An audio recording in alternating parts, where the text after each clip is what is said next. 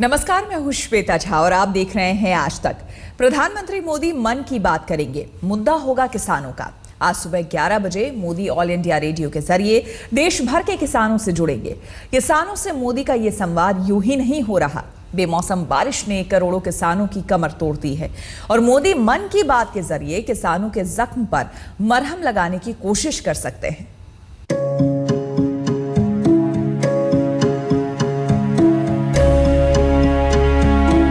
अगर उचित मुआवजा ना दिया गया तो किसान आत्महत्या के लिए मजबूर हो जाएंगे। आजादी के इतने साल बाद भी कोई दावे से ये नहीं कह सकता कि किसानों को सूखे, बाढ़ या किसी और प्राकृतिक आपदा से हुए नुकसान की भरपाई हो ही जाएगी। सरकारी फाइलों में लाख दिलचस्प आंकड़े मिल जाएं, लेकिन सच ये है कि इस देश का किसान आज भी बेचारा है। उसकी जिंदगी गरीबी से कभी निकल ही नहीं पाती। आज भी उसे सरकार से ज्यादा इंद्र की मेहरबानी पर भरोसा है। इस बीच भूमि अधिग्रहण बिल पर संसद से लेकर सड़क तक खूब हंगामा हुआ। किसानों का आरोप है कि उनकी सबसे बड़ी संपत्ति यानी उनकी जमीन से बेदखल करने की तैयारी है। इस संदेह के बीच विपक्ष फ्रंट में आकर सियासी चौके छक्के लगा रहा है। सरकार अपनी छवि को लेकर गंभीर है, लिहाजा मोदी आज आकाशवाणी पर कार्यक्रम मन की बात के जरिए देश के किसानों से सीधे रूबरू होंगे और उनसे जुड़े मसलों पर बातचीत करेंगे। प्रधानमंत्री नरेंद्र मोदी भी मन की बात के जरिए खेतीहरों के जख्मों पर मरहम लगाने की कोशिश करेंगे। सुबह 11 बजे मोदी के मन की बात का प्रसारण होगा। ऑल इंडिया रेडियो के जरिए मोदी किसानों से संवाद करेंगे। प्रसारण रेडियो के तमाम चैनलों के साथ ही दूरदर्शन भी करेगा। ये मोदी के मन की बात का छठा संस्करण होगा। बोर्ड इम्तिहान की तैयारी करने वाले छात्रों से लेकर स्वच्छता अभियान तक मोदी के संवादों का सिलसिला जारी है। लेकिन इस बार देश के करोड़ों किसान मोदी की तरफ उम्मीद भरी निगाहों से देख रहे हैं। किसान चाहते हैं बात मन की हो तो उनकी मुश्किलों की भी हो। किसान है, उनके जो 2-3 महीने में वो संतरे के बगीचे के लिए जो कष्ट किया वो उनका सब मुनाफा पानी में गया। बैंक से कर्जा लिया, वो शेतकरी आत्महत्या इसकी वजह से कर रहे कि जो सरकार है अपनी सरकार शेतकरी के वजह से कुछ सोचते नहीं। भारत में जो 70% किसान है उनको उनसे उत्पादित की जाने वाली खेती के माल का कीमत ठहराने का आज अधिकार नहीं या स्वतंत्रता नहीं। मैं मोदी जी से रिक्वेस्ट करता हूँ कि वो अपने मन की बात में इसकी स्पष्टता दे। हालांकि प्रधानमंत्री ने कई मौकों पर किसानों के प्रति गहरी संवेदना दिखाई है। हाल में संसद भवन के कैंटीन में खाना खाने के बाद विजिटर्स बुक में अपने कमेंट भी लिखे। मोदी ने उस बुक में लिखा, अन्नदाता सुखी भव। इससे पहले भी प्रधानमंत्री किसानों के दुख दर्द पर खुलकर बोलते आए हैं। खेती करने में जो खर्च होता है, खाद का, बीज का, पानी का, बिजली का, उसके ऊपर 50% मुनाफा लगा करके मिनिमम सपोर्ट प्राइस तय होगी। उम्मीद की जा रही है कि प्रधानमंत्री मन की बात के जरिए भूमि अधिग्रहण बिल पर सीधे किसानों तक बात पहुंचाएंगे। किसानों से सीधे संवाद का मकसद भूमि अधिग्रहण विधेयक को लेकर उठे विवाद पर किसानों के सामने सरकार का रुख रखना भी हो सकता है। क्या इन किसानों की तकलीफों का कोई हल निकल पाएगा? बेमौसम बारिश की चपेट में आए किसानों के घरों में उम्मीदों के चिराग रोशन कर पाएंगे नरेंद्र मोदी? भिवानी से जुगल पुरोहित और रोहतक से सुरेंद्र सिंह के साथ आज तक ब्यूरो। भूमि अधिग्रहण बिल पर सरकार को विपक्ष ने जबरदस्त घेरा है। संसद से लेकर सड़क तक हर जगह विरोध का सामना करना पड़ा। सोनिया गांधी खुद मोर्चा संभाले हुई हैं। ऊपर से किसान नेताओं ने भी रही सही कसर पूरी कर दी। ऐसे हालात में प्रधानमंत्री मोदी किसानों से बात करके सरकार की नीति को स्पष्ट करना चाहेंगे। We have come to the president to request him to intervene to protect the interests of our farmers and to impress upon the Modi government not to go ahead with the amendments in the Rajya Sabha. कि अब social infrastructure project की मंजूरी जरूरी हो गई है। बहुफसली जमीन अब नहीं ली जाएगी। किसानों को अपील का अधिकार होगा। आदिवासी क्षेत्र में पंचायत की सहमति जरूरी होगी। बेरोजगार हुए लोगों के रोजगार की व्यवस्था। इंडस्ट्रियल कॉरिडोर के लिए सीमित जमीन ली जाएगी। निजी परियोजना की परिभाषा बदलने पर भी सरकार तैयार हो गई है। रेलवे ट्रैक के दोनों तरफ 1-1 किलोमीटर जमीन का अधिग्रहण होगा। हाईवे के दोनों तरफ 1-1 किलोमीटर जमीन का अधिग्रहण। बंजर जमीनों का अलग से रिकॉर्ड रखा जाएगा। स्कूल और अस्पताल के लिए जमीन लेने से पहले 70% किसानों की सभा में जाएगा। राज्यसभा में भी मुझे आशा है राज्यसभा लोकसभा ने जो देश का जो डायरेक्टली चुने हुए सभा ने जिस तरह का इसको अनुमोदन किया, ऐसी राज्यसभा भी करेंगे। हालांकि कांग्रेस भूमि अधिग्रहण बिल पर मौजूदा विधेयक में 52 से ज्यादा छोटे बड़े संशोधनों पर अड़ी हुई है। कांग्रेस के मुताबिक मनमोहन सरकार की विधेयक की तुलना मौजूदा विधेयक से नहीं की जा सकती। जहां मनमोहन सरकार का विधेयक किसानों के हित में था, वहीं मौजूदा विधेयक कॉरपोरेट घरानों के हित को साधेगा। एक नजर मनमोहन सरकार के कानून और मोदी सरकार के विधेयक पर डालिए। तत्कालीन मनमोहन सिंह की सरकार के बिल के मुताबिक भूमि अधिग्रहण से पहले 80% किसानों की सहमति जरूरी थी, लेकिन मोदी सरकार के बिल में किसानों की सहमति जरूरी नहीं है। पहले 5 वर्ष तक इस्तेमाल नहीं करने पर भूमि वापसी का प्रावधान। मोदी सरकार ने भूमि वापसी के प्रावधान को हटा दिया। पहले सिर्फ बंजर जमीन का ही अधिग्रहण होना था, पर अब उपजाऊ जमीन और सिंचित भूमि का भी अधिग्रहण होगा। लैंड बिल के साथ साथ किसानों के हितों की रक्षा करने वाला कानून बनने वाला है।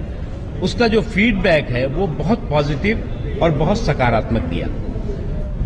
सरकार ने आगे बढ़ने का फैसला किया है। वो फैसले गरीबों के हित में है, किसानों के हित में है, देश के हित में है, देश के विकास के हित में है। सरकार के सामने अब राज्यसभा में बिल को पास कराने की चुनौती है। इस गणित को पार पाने के साथ ही सरकार किसानों के दिलों से संदेह भी खत्म करना चाहती है। मोदी की किसानों से आज मन की बात दरअसल इसी मकसद को पूरा करने के लिए है। आज तक ब्यूरो। यकीन मानिए, फसल बर्बाद होती है तो किसान को लगता है कि उसने जिसे पाला पोसा वो साथ छोड़ गया। अचानक जिंदगी के सामने सिर्फ अंधेरा ही दिखता है। बेमौसम की बारिश ने तबाही मचा दी है। देश के 13 राज्य इसकी चपेट में आ गए हैं। पैदावार गर्त में जाने का खतरा है। कृषि सेक्टर को जबरदस्त धक्का लग सकता है तो किसानों के सामने भुखमरी की नौबत आ सकती है। मोदी किसानों से रूबरू होंगे तो शायद सही तस्वीरें उनके सामने होंगी।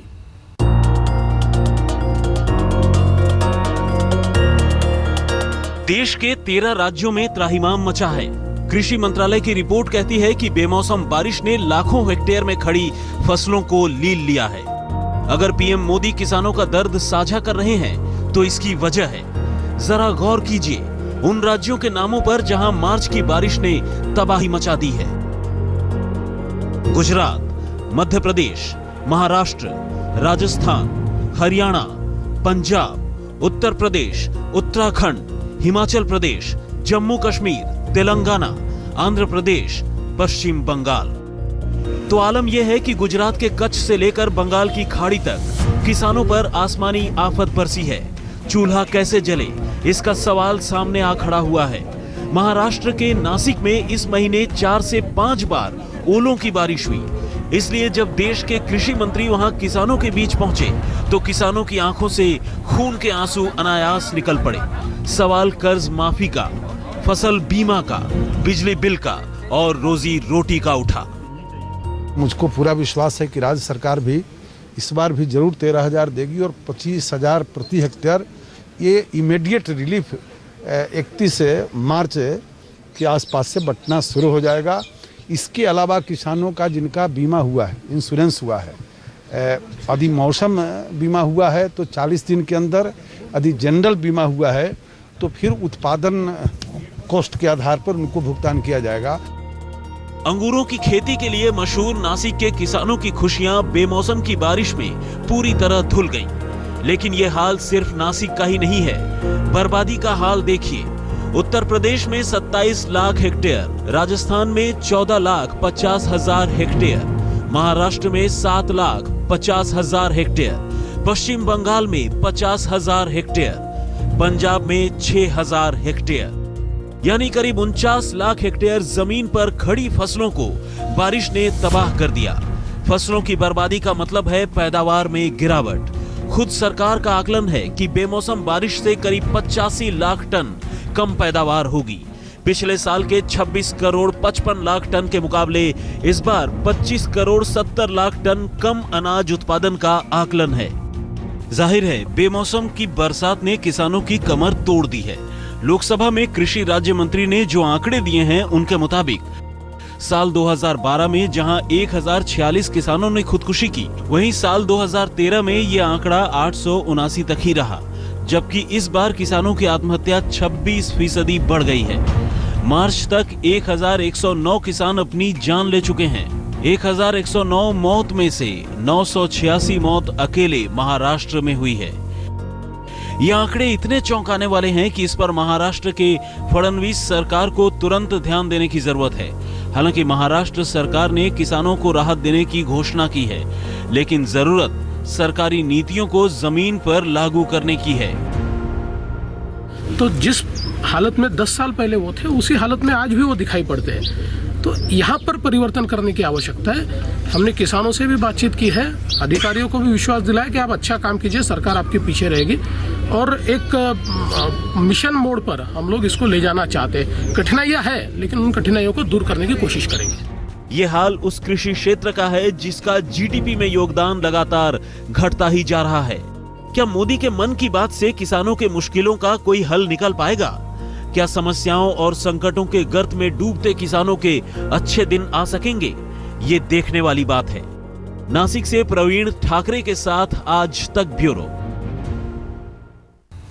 किसानों के मुद्दे पर कांग्रेस अध्यक्ष सोनिया गांधी एक्शन में दिख रही हैं। खुद सड़कों पर उतर चुकी हैं, तो पार्टी में भी हरकत दिख रही है। सोनिया की सक्रियता से सुस्त पड़े विपक्ष में नई धार आ गई है। जाहिर है कि सबसे बड़ी जिम्मेदारी सरकारों की है। हम तो ना हरियाणा ना केंद्र सरकार में हैं, फिर भी हम आपको सही मुआवजा मिले, सही उचित मदद मिले, इसके लिए खूब संघर्ष करेंगे। सियासत के मोर्चे पर कांग्रेस की खामोशी टूटती दिख रही है। सोनिया गांधी एक्शन में है। लोकसभा चुनाव की हार की टीस को पीछे छोड़ सोनिया गांधी संग्राम के मूड में है। बीजेपी और मोदी सरकार की घेरेबंदी के लिए सोनिया ने मुद्दा चुना है किसानों का। भिवानी, रेवाड़ी, झज्जर। शनिवार की दोपहर को जब दिल्ली के सियासी हलके में सन्नाटा पसरा था, तो सोनिया चढ़ती धूप में हरियाणा की सड़कें नापती नजर आ रही थी। एक दिन पहले ही वो राजस्थान के किसानों के बीच दिखी थी और एक दिन बाद हरियाणा में उनकी मौजूदगी बीजेपी को परेशान कर रही थी। 13 राज्य और करोड़ों किसानों के वजूद पर खतरा। कांग्रेस अध्यक्ष सोनिया गांधी ने मुद्दे की अहमियत समझी। ऐसे वक्त में जब राहुल गांधी की गैर मौजूदगी से पार्टी की किरकिरी हो रही थी, सोनिया गांधी ने किसानों के हक में आवाज बुलंद कर ठहरी सियासत को एक बार फिर सरगर्म कर दिया। खबर यही है कि किसानों के मुद्दे को लेकर सोनिया गांधी देश के सफर पर भी निकलेंगी। सोनिया मध्य प्रदेश, महाराष्ट्र, उत्तर प्रदेश और पंजाब का दौरा करेंगी। कांग्रेस अप्रैल में दिल्ली में किसानों की बड़ी रैली करने की तैयारी में है। सूत्रों की माने तो कांग्रेस का अंदरूनी आकलन यही है कि केंद्र की सत्ता में आने के रास्ते खेत खलिहानों से ही निकलेंगे। इसलिए सोनिया गांधी ने भूमि अधिग्रहण बिल पर खुद विपक्ष की अगुवाई की और बेहाल किसानों की बेबसी को वो आवाज दे रही हैं। उन लोगों के पास शायद खाने के लिए कुछ नहीं बचा। उन लोगों का मांग है कि सही मुआवजा होना चाहिए और जल्दी से जल्दी अगर हो सके। आपको उम्मीद है वसुंधरा सरकार? लोगों के पास कुछ नहीं, मोदी जी कुछ करेंगे? कुछ नहीं बचा। मोदी जी कुछ करेंगे? किसानों की बहुत बात करते हैं। हम लोग उन लोगों के लिए संघर्ष करेंगे, जाहिर है, लेकिन जाहिर है कि सरकारों की जिम्मेदारी बनती है, क्योंकि सरकारों के पास सब कुछ है, साधन है, पैसा है उन लोगों को मदद देने के लिए। सोनिया की सियासत सीधी है। बीजेपी को जितना हो सके बैकफुट पर लाया जाए, केंद्र सरकार को जितना हो सके कटघरे में खड़ा किया जाए। लेकिन एक सवाल तो खुद कांग्रेस के सामने भी जब तब खड़ा होता रहेगा कि आखिर राहुल गांधी कहां खड़े हैं। सोनिया गांधी को तो सत्ता में आना नहीं, और जिसे सत्ता में आना है वो संघर्ष के इस दौर में कहां और क्यों गायब है। आज तक ब्यूरो।